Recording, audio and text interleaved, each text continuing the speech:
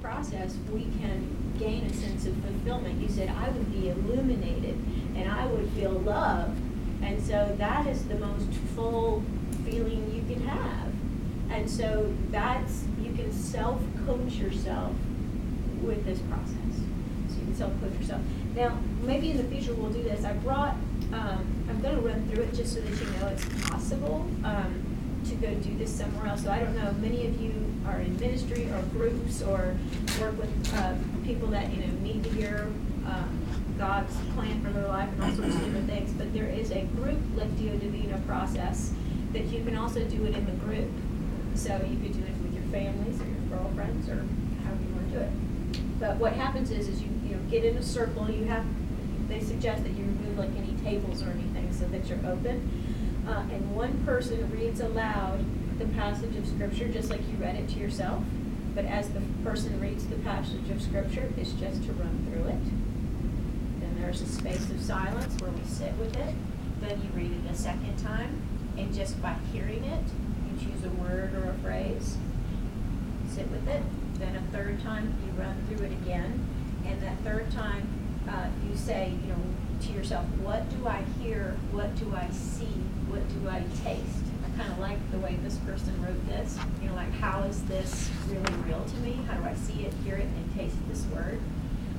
And then, what is Christ inviting me to do? So then you sit with it a third time. There's a space of silence. And then, you know how we've practiced dialogue where I run the clock on you guys? I say you get 1 minute, and then you cut off after a minute.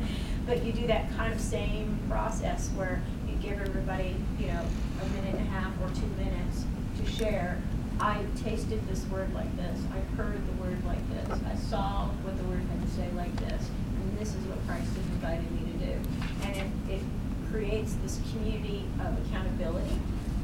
So that, because normally, like what you guys did today, Carol asked you to share, but normally you'd be at home doing it, or in the car doing it, or backstage at the play doing it. And you wouldn't share it with anybody. But if you have an accountability circle like that, that's really, really powerful. Yes, question. Is this a process that can be done in a committee or a group that gives them focus and vision as a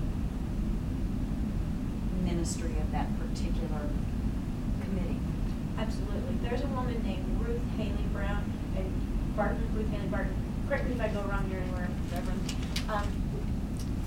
But Ruth Haley Barton she used to work for Bill Hybels up at Willow Creek, and you know Willow Creek, right? And she left, and now she has her own ministry, and it's all contemplative, spiritual discipline, spiritual practices stuff. And so she has one book that she quotes a gentleman, his name Charles Gordon?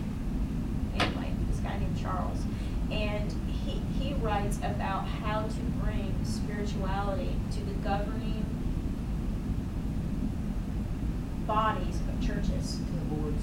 Church boards. Yeah. So, for example, the session. Yeah, the session if you're Presbyterian. In the Methodist Church, what do they call the board? The board?